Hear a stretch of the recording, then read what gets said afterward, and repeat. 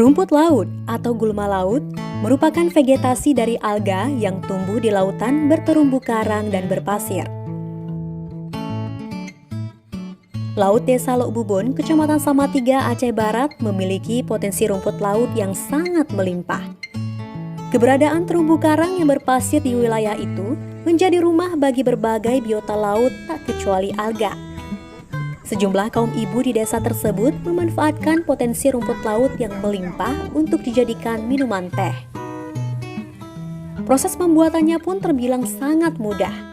Pertama, rumput laut dipanen secara hati-hati dengan memotong bagian yang akan diambil menggunakan pisau. Lalu, tumbuhan utamanya tetap dibiarkan menempel di terumbu karang yang tidak lain akan tumbuh lagi menjadi batang yang panjang dalam waktu 15 hari. Rumput laut yang sudah dipanen dikumpul dalam wadah, lalu dibersihkan dengan air mengalir sampai bersih. Bagian-bagian yang sudah bersih kemudian diikat. Lalu proses pengeringan dimulai dengan cara diangin-anginkan di tempat teduh yang tidak terkena sinar matahari, agar kualitas dan kandungan gizi tidak hilang.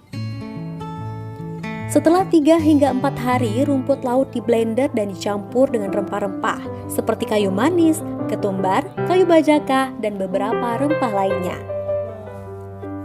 Dalam proses pencampuran dilakukan secara higienis dan dikemas dalam saset khusus yang dijual Rp2.000 per sasetnya atau per kotaknya Rp20.000. Saat ini kan kami lebih utama ke teh. Nah, dari teh ini kita akan meracik terus.